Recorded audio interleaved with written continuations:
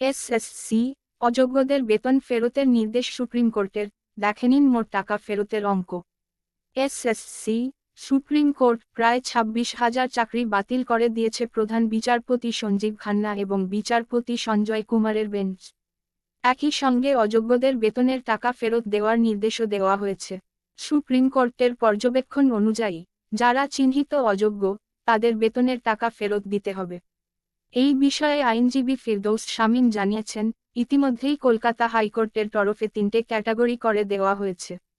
কারা কারা ব্ল্যাঙ্ক ও MR sheet জমা দিয়েছিল তাদের নামের তালিকা ইতিমধ্যেই তৈরি করা রয়েছে। কলকাতা হাইকোর্টে সেই তালিকা জমা পড়ে তাদেরকে ইতিমধ্যেই চিহ্নিত করা হয়েছে।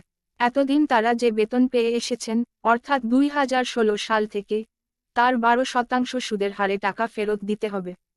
কিন্তু কত টাকা ফেরত দিতে হবে? আসুন দেখে নিই টাকা ফেরতের অঙ্ক। নবম দশমের শিক্ষকদের বেতন 45-50,000। 2019-2024 সালে মোট বেতন 27-30 লক্ষ। এর সঙ্গে 12% সুদের হারে সুদ।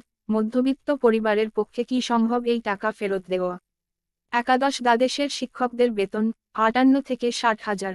2019-2024 সালে মোট বেতন 34.8-36 লক্ষ। এর সঙ্গে 12% সুদের হারে সুদ। গ্রুপ সি গড়ে 26,000 টাকা। 2019-2024 সালে মোট বেতন 15.60 লক্ষ। এর সঙ্গে 12% সুদের হারে সুদ। গ্রুপ ডি গড়ে 22,000 টাকা। 2019-2024 সালে মোট বেতন 13.2 লক্ষ। এর সঙ্গে 12% সুদের হারে সুদ।